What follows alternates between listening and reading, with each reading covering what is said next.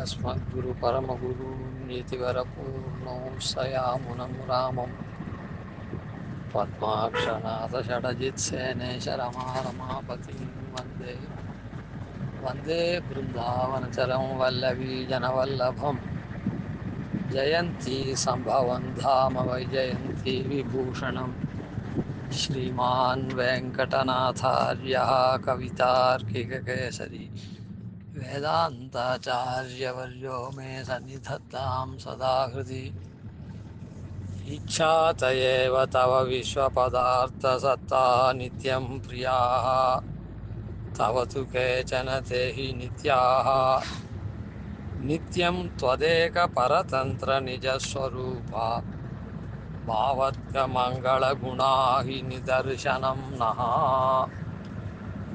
இது கூரத்தாழ்வாருடைய வைகுண்டஸ்தவ ஸ்லோகத்தை சுவாமி தேசிகன் உதாரணமாக எடுத்திருக்கார். இது வைகுண்டஸ்தவ ஸ்லோகம். இதனுடைய ஸ்லோகார்த்தத்தை சமயம் வரைச்சே அப்புறம் பார்ப்போம். அதாவது நம்முடைய சித்தாந்தம் இருக்க, ராமானுஜ சித்தாந்தம், வேதாந்த மதம் இருக்க, விசிஷ்டாத்வைத்தம்னு சொல்கிறோம்.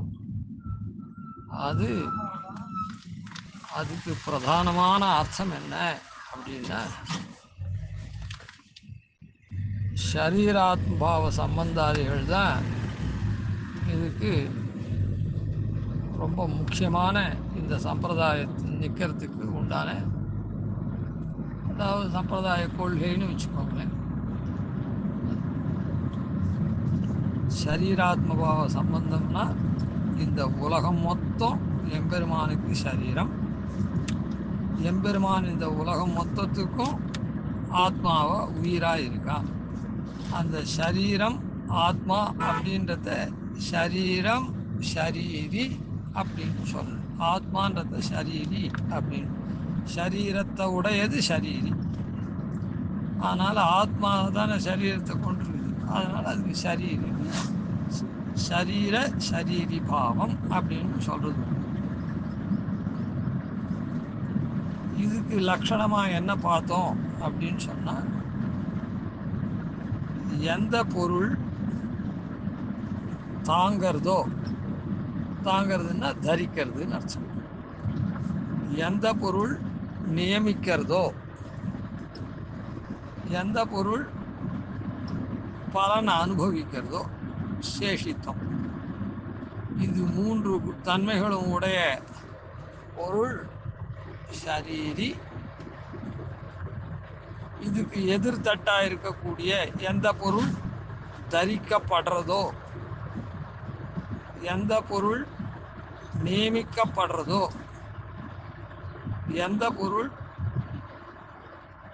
சேஷமாயிருந்து காரியத்தை செய்யறதோ, இந்த மூன்று தன்மைகளையும் உடையது ஷரீரம். இதை நேற்றே பார்த்தோம்.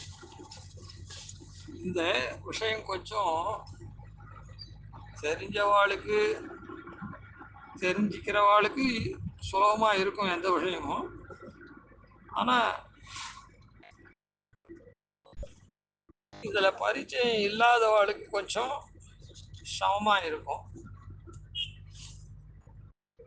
இதை ஏன் அப்படி இருந்துச்சே சொல்கிறோம் அப்படின்னு சொன்னால், நம்முடைய சம்பிரதாயத்தில் ரொம்ப முக்கியமாக இருக்கக்கூடிய அர்த்தம் இது.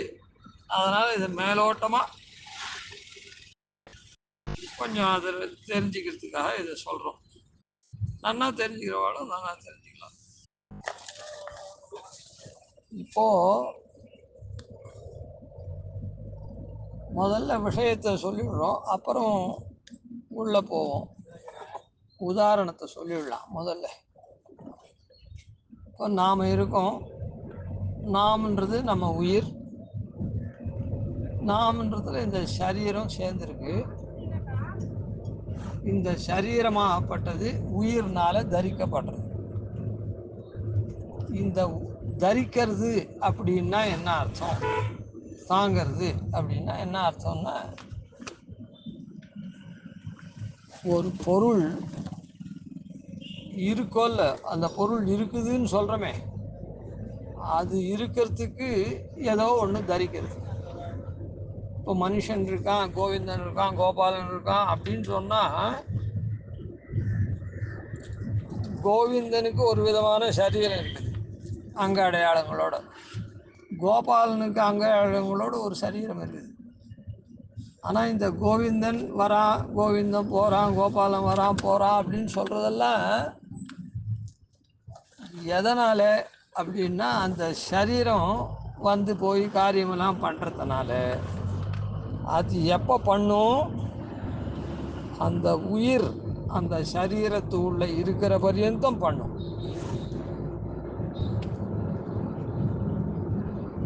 இது அந்த உயிர் இல்லைன்னா அந்த சரீரம் ஒன்றும் பண்ணாது. அதுக்கு கோவிந்தன் கோபாலன்னு பேரும் சொல்ல மாட்டான். கோவிந்தனுடைய அப்படியே மிஞ்சி போய் அந்த சரீரம் இருக்கிற பர்யந்தம் என்ன சொல்லுவா? கோவிந்தனுடைய சரீரம்னு இப்போ சொல்கிற மாதிரி சொல்ல மாட்டான். சரி, அதனால்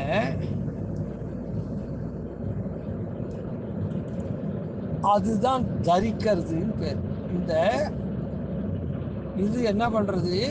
இந்த சரீரத்து உள்ளே இருந்து இந்த சரீரத்தை தரிக்கிறது, தாங்கிறது. இல்லைன்னா இந்த சரீரம் செயலிழந்து போய் அப்படியே கிடக்கும். அதனால் அதை தாங்கிறது அப்படின்னு சொல்கிறது, இந்த உயிராகப்பட்டது தன்னால் இந்த உயிர்னால் அது சரீரம் தாங்கப்படுறது. இப்போ வச்சுக்கோ, மேஜை மேலே ஒரு வஸ்து வைக்கிறோம், மேஜை தாங்கிறது, இல்லைன்னா அந்த பொருள் அங்கே இருக்காது. அதே மேஜை ஓட்டையாவோ அதுவாகவோ இதுவாக இருந்ததுன்னா அதுலேருந்து அந்த ஓட்டை வழியாக அது விழுந்துடும், மேஜை தாங்காது. அப்படின்னா அந்த மேஜை தன்னுடைய ஸ்வரூபத்தினால என்ன, தன்னுடைய ஸ்வரூபம்ன்றது ஒரு உருவம்னு இப்போ வச்சுப்போம் இந்த இடத்துல. அந்த மேஜைன்ற உருவத்தினால அந்த மேஜை மேலே ஒரு பொருள் தாங்கப்படுறது. அதே அந்த உருவம் ஓட்டையாக இருந்ததுன்னா அந்த இடத்துல அந்த பொருள் கீழே விழுந்துருது. அதனால் உருவத்தினால அது தாங்கலை. இப்போ தாங்கிற போது அந்த உருவத்தினால தாங்குது. அந்த மாதிரி இந்த ஆத்மா இந்த சரீரத்துக்குள்ளே இருந்து இந்த சரீரத்தை அது தாங்கிறது.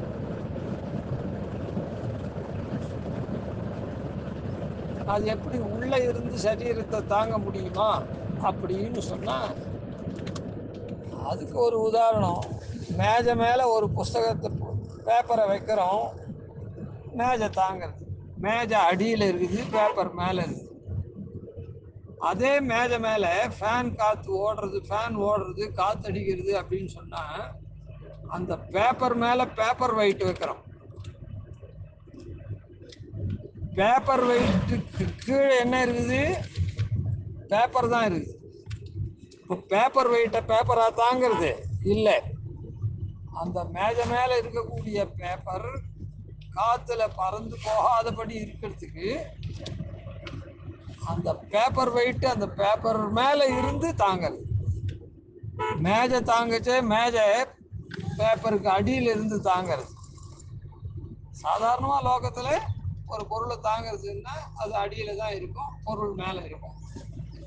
ஆனால் இந்த பேப்பர் வெயிட் விஷயத்தில் வரைச்சு பொருள் கீழே இருக்குது, பொருள் மேலே தான் அந்த வெயிட் இருக்குது, ஆனால் அது மேலே இருந்து தாங்கிறது.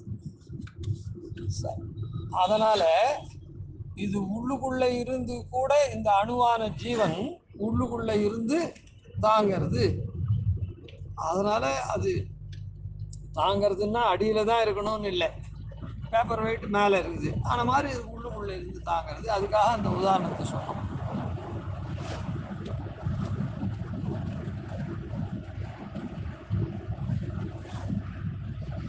இப்படி தாங்கக்கூடிய இது இருக்குதே, இதுக்கு தான் ஆதாரம் அப்படின்னு பேர், தாங்கிறதுன்னு பேர். இது எதனால தாங்கிறது? தன்னுடைய சொரூபத்தினால. அதனுடைய சொரூபம்ன்றது ரூபம்னு வச்சுக்கோங்க, அதனுடைய உருவத்தினால தாங்கிறது. இதுக்கு தான் வந்து ஆதாரத்துவம், ஆதாரமாக இருக்குது அப்படின்னு சொல்கிறது. இப்போ நம்ம உயிர் வந்து இந்த உடலை தாங்கிறது. அதனால் இந்த உயிரான ஜீவன் இந்த சரீரத்தை எப்படி தாங்கிறது? ஆதாரமாக இருந்து தாங்கிறது. இது உள்ளுக்குள்ளே இருந்து அந்த ஜீவஸ்வரூபம் உள்ளே இருக்கிறதுனால இந்த சரீரம் தாங்கப்படுறது. அதனால் ஜீவனாகப்பட்டது ஆதாரமாக இருக்குது இந்த சரீரத்துக்கு அப்படின்னு சொல்லி.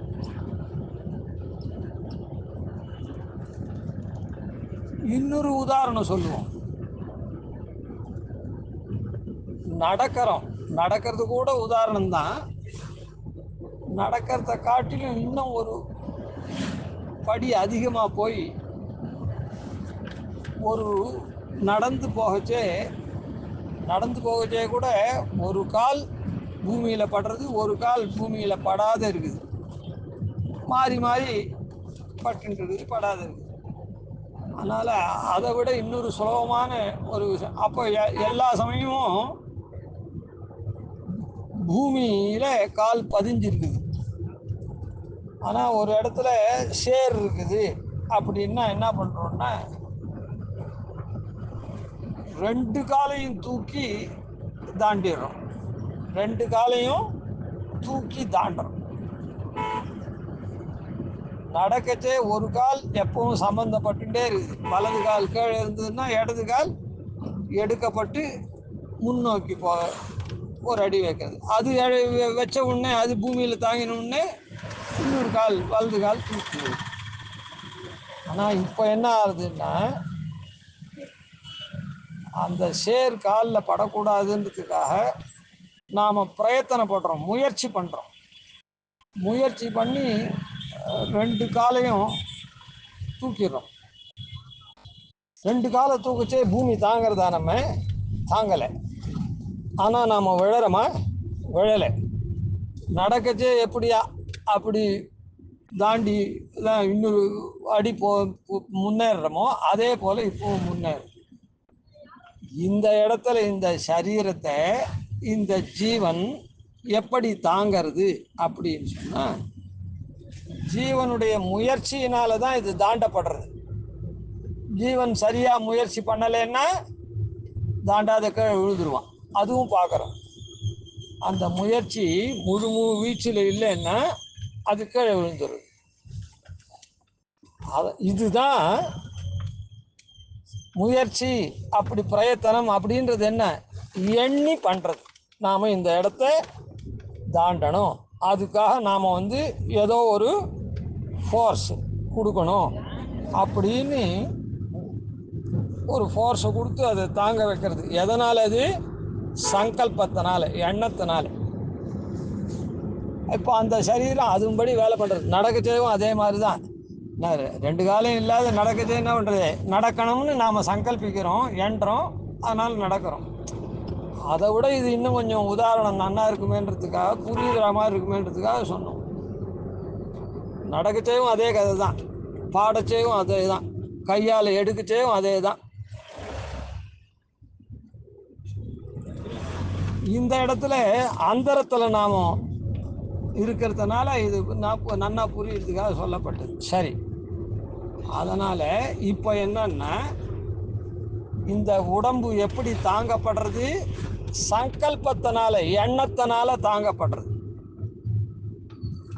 அதாவது எண்ணம்னா நாம் சங்கல்பிக்கிறபடி, நாம் எண்ணபடி இந்த உடல் வந்து காரியத்தை பண்ணுறது. இதை தான் வந்து இந்த மாதிரி சங்கல்பத்தினால தாங்கப்படுறது. முன்ன சொன்ன உதாரணத்தில் என்ன? ஸ்வரூபத்தினால தாங்கப்படுறது. அது உள்ளே இருக்குது ஜீவன், அதனால் தாங்கிது. இப்போ அந்த ஜீவன் என்றது அதனால் தாங்கப்படுறது, கீழே விழாது. இந்த இடத்துலேருந்து அந்த இடத்துக்கு தாண்டி போகிறது. இந்த முயற்சி படிக்கு அதான் இந்த காரியம் பண்ணச்சே அந்த ஜீவன் என்ன பண்ணுறதுன்னா, இவன் என்றபடி காரியம் பண்ணி கொடுக்குறது. இதுக்கு தான் நியந்திருத்தம் அப்படி. இந்த சங்கல்பத்தினால தாங்கக்கூடிய விஷயம் இருக்குது, இதுக்கு நியந்திருத்தம்னு பேர். இந்த சங்கல்பத்தினால சங்கல்பப்படி இது கீழே விழாமல் அப்படியே காரியத்தை பண்ணுறது, அதுக்கு அதனுடைய தன்மைக்கு நியாமியத்துவம், அதாவது நியமிக்கிறபடி பண்ணக்கூடிய தன்மை. இவன் என்ன பண்ணுறான், அந்த சரீரத்தை நியமிக்கிறான். நீ இப்படி நடக்கணும், பாடணும், ஆடணும், ஓடணும், தாண்டணும் அப்படின்னு நியமிக்கிறான். அது அதனால் ஸ்வரூபத்தினால தாங்கிறதுக்கு ஆதாரத்துவம்னு பேர். சங்கல்பத்தினால தாங்கிறதுக்கு நியந்திருத்துவம்னு பேர். அந்த ஸ்வரூபத்தினால இது தாங்கப்படக்கூடியதாக இருக்குதே, ஆதேயமாக இருக்குதே, அதுக்கு ஆதேயத்துவம்னு பேர். சங்கல்பத்தினால அது காரியமெல்லாம் பண்ணி அது தான் இது பண்ணுறது, அதுக்கு பண்ணுறதுனால நியாமியத்துவம், அவள் என்ன நியமிக்கிறாளோ அதுபடி பண்ணக்கூடியது அப்படி. அதனால் ஒரு பொருள் இந்த லோகத்தில் இருக்குது அப்படின்னு சொன்னால், இப்போ நம்ம வரையில் வச்சுப்போம். இந்த உதாரணத்தின்படி இந்த சரீரத்துக்கு உள்ள ஜீவன் ஸ்வரூபத்தினால் இருக்குது, அதாவது ஜீவன்ற ஒரு வஸ்து இருக்குது உள்ள, அதனால் தாங்கிறது, அதுக்கு ஆதாரத்துவம்னு பேர். எண்ணத்தினால அது காரியமெல்லாம் பண்ணி அப்படி தாங்கக்கூடியதாக இருக்கிறதுக்கு நியாமியத்துவம்னு பேர். இப்படி எண்ணத்தினால அதுக்கு தகுந்த மாதிரி அது காரியம் பண்ணுறதோ இல்லை, அதனுடைய பலனை அனுபவிக்கிறதுனால சேஷித்துவம்னு பேர். அந்த காரியத்தை பண்ணி இவனுக்கு ஒரு பலனை விளைவிக்கிறது, அந்த தன்மைக்கு பேர் சேஷத்துவம்னு பேர். அதனால் சரீரத்தினுடைய லட்சணம் ஆதேயம், விதேயம், சேஷம் அப்படின்னு. சரீரனுடைய லட்சணம் ஆதாரம், நியந்திரத்துவம், சேஷித்துவம் அப்படின்னு. அதில் பலனை உண்டு பண்ணுறது சேஷத்துவம், பலனை அனுபவிக்கிறது சேஷித்துவம். மற்ற ரெண்டு இருக்குதே, அது அந்த ஸ்வரூபத்தினால தாங்கிறது ஆதாரம், சங்கல்பத்தினால தாங்கிறது நியாமியம், அதான் நியந்திருத்தம். அதுக்கு எதிர்த்தட்டில் இருக்கிறது ஆதேயம். சங்கல்பத்தினால ஸ்வரூபத்தினால தாங்கப்படுறது ஆதேயம், சங்கல்பத்தினால அதான் காரியம் பண்ணுறது அது நியாமியம் அப்படின்னு அந்த சரீரத்துக்கு உண்டானது. இது பரியந்தம் இன்னைக்கு இருக்கட்டும். அதனால் இதே இப்போ நம்ம கொண்டு இந்த சரீரத்துக்கு சொன்னோம். இதே எம்பெருமான் உலகம் மொத்தத்துக்கும் அவன் ஸ்வரூபம் எல்லா இடத்துலையும் இருந்து ஸ்வரூபத்தினாலையும் தாங்கிறான், ஆதாரமாக இருக்கான்னு அர்த்தம். எல்லா பொருளையும் அவன் நியமித்து காரியம் பண்ணுறதுனால நியந்திருத்தம்னு பேர். அந்த காரியம் பண்ணுறதுனுடைய காரியங்களினுடைய பலன்லாம் அவனே நுகர்றதுனால அவனுக்கு சேஷித்துவம் இருக்குது. எதிர்த்தட்டில் இருக்கக்கூடிய இந்த பிரபஞ்சத்தில் இருக்கிற பொருள்களுக்கெல்லாம் ஆதேயம் இருக்குது, நியாமியம் இருக்குது, நியாமியத்துவம் இருக்குது, ஆதேயத்துவம் இருக்குது, சேஷத்துவம் இருக்குது. இது எப்படி அப்படின்றத நாளைக்கு பார்ப்போம். கவிதார்க்கே சிம்மாய கல்யாண ஸ்ரீமதே வெங்கடேஷாய வேதாந்த குரவே நமः. ஆதிவன்ஷடகோபாதீநிதிவர்யான் பஜேனிஷம் ஸ்ரீரங்கபூர்வசானபதாஸ்ரீ ஸ்ரீவத்சவம்சரகம் வந்தே ஸ்ரீகிருஷ்ணதேசிகம்.